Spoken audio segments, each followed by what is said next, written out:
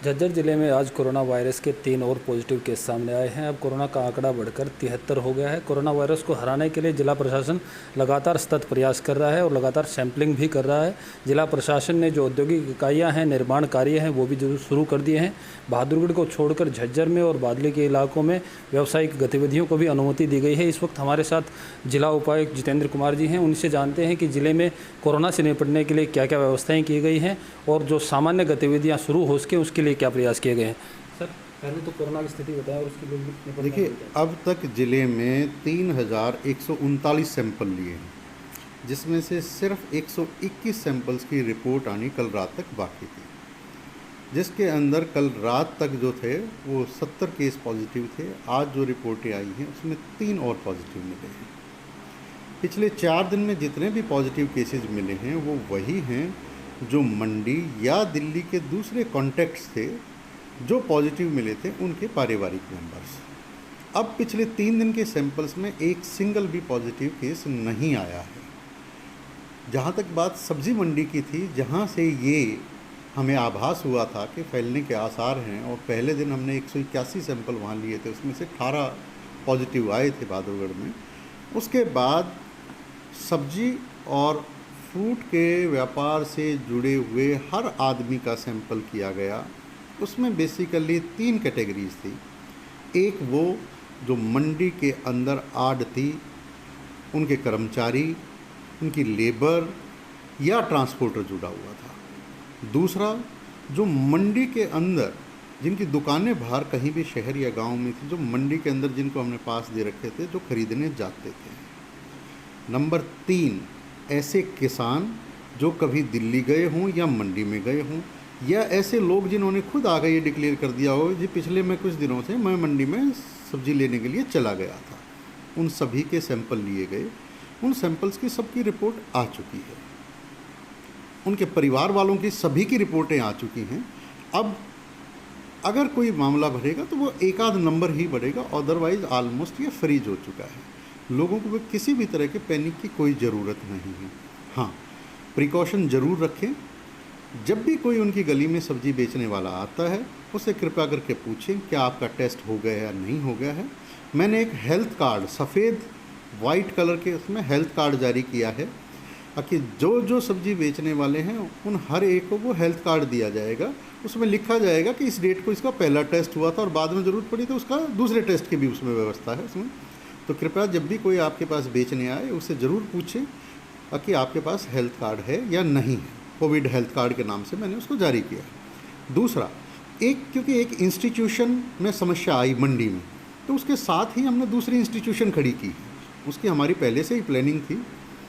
उसके अंदर हमने सेल्फ हेल्प ग्रुप की लेडीज़ और हमारे जो Haryana state rural livelihood mission की फेडरेशन है जीवन जी सर, बिल्कुल आपने जो महारी दुकान शुरू की है, लेकिन उस महारी दुकान में ऑथेंटिसिटी क्या है कि वो सब्जियां सीधे किसान से आ रही हैं और जो रेट निर्धारित किए गए हैं वो जो स्वयंसेवी जो संस्थाएं हैं या जो स्वयंसेवक हैं वो निर्धारित रेट पर ही बेच रहे हैं, क्या व्यवस्थाएँ की गई? देखिए, इसकी व्यवस्था के 3 चरण हैं।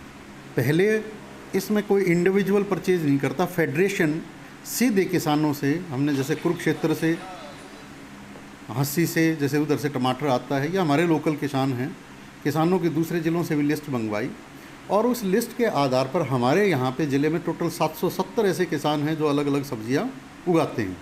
उनकी हमने लिस्ट बनाई, किसने कितने एकड़ कौन सी सब्जी उगा रखी है। उनके सभी के कॉन्टैक्ट नंबर हैं हमारे पास। इन नंबरों को हमने सभी सरपंचों को भी सर्कुलेट किया कि ताकि वो अपने गाँव के लिए सीधे वहीं से परचेज़ कर लें। दूसरी, हमारी फेडरेशन उनसे कांटेक्ट करके उनसे परचेज करती है। पहले सर पूरी लागत के आधार पर ही कि जो सीधे आम आदमी तक पहुंच रही है। देखिए, किसान बेचारा कभी भी बहुत ज़्यादा रेट में नहीं बेचता। उसका एक निर्धारित वैल्यूज है जिसमें वो मंडी में बेच के आता था, उसी रेट में हमें देता है। हम उसके अंदर 3 तरह की चीज़ें जोड़ देते हैं। सबसे पहले हमारी ट्रांसपोर्टेशन कॉस्ट, यानी लेके आने की और आगे बेचने की।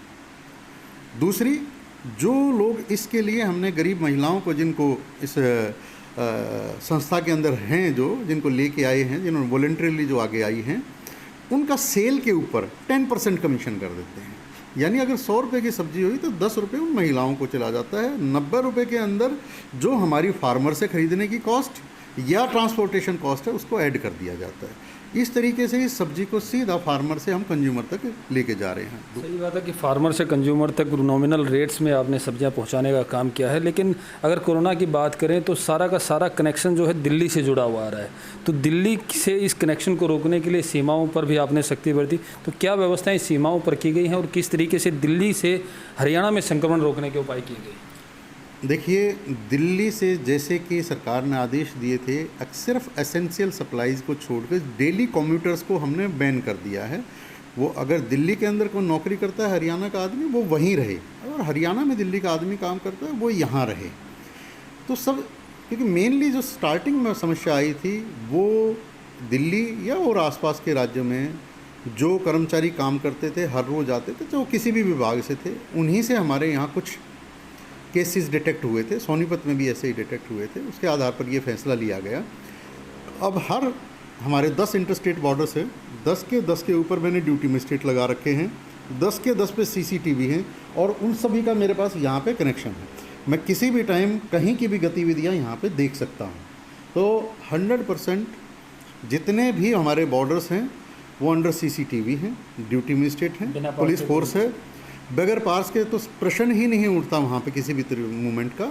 और पास भी इन वेरी स्पेशल कंडीशंस, किसी की हेल्थ की रिक्वायरमेंट है या कोई ऐसी सर्विसेज के अंदर है कि जिसको जाना बहुत एसेंशियल है, उन्हीं लोगों को हम अलाउ कर रहे हैं। सर, लॉकडाउन पार्ट 1, पार्ट 2 और अब पार्ट 3 है। इस बीच में व्यावसायिक गतिविधियां तो रुकी हुई हैं, साथ में औद्योगिक और निर्माण गतिविधियां भी काफ़ी संख्या में रुकी हुई हैं, जिसके कारण प्रवासी श्रमिकों की समस्या आ रही है।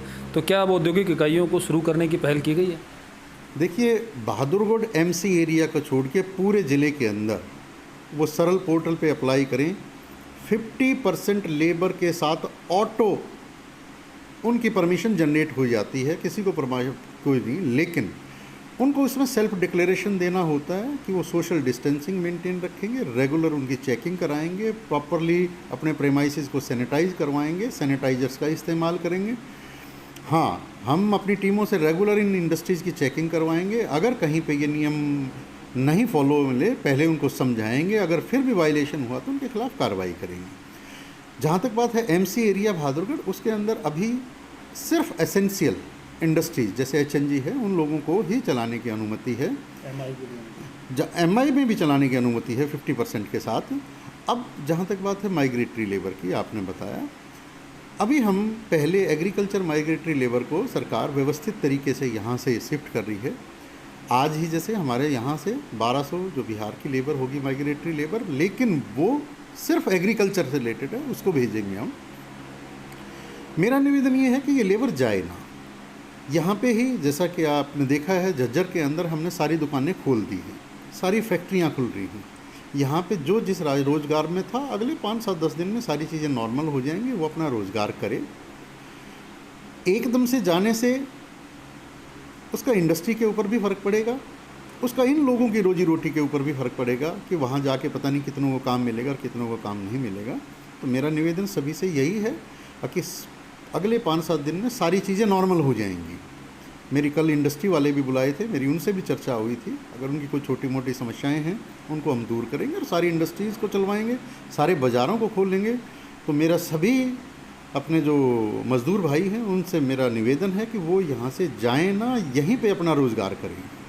प्रवासी श्रमिकों से ये अपील है कि रोज़गार के जो साधन हैं वो धीरे धीरे खुल रहे हैं। एग्रीकल्चर माइग्रेटेड लेबर को वापस उनके गंतव्य तक भेजने की व्यवस्थाएं कर दी गई हैं। लोगों से भी ये अपील है कि कोरोना से लड़ने में झज्जर ज़िला सक्षम है और कोरोना से मैक्सिमम लड़ाई झज्जर ज़िला जीत चुका है, क्योंकि जो सब्जी मंडी और दिल्ली का जो संक्रमण था अब वो आखिरी स्टेज में है। इसलिए लोगों को घबराने की ज़रूरत नहीं है, सिर्फ एहतियात बरतना है, लॉकडाउन के नियमों का पालन करना है और अपने घरों में रहना है। प्रवीण कुमार धनखड़, पंजाब केसरी, झज्जर।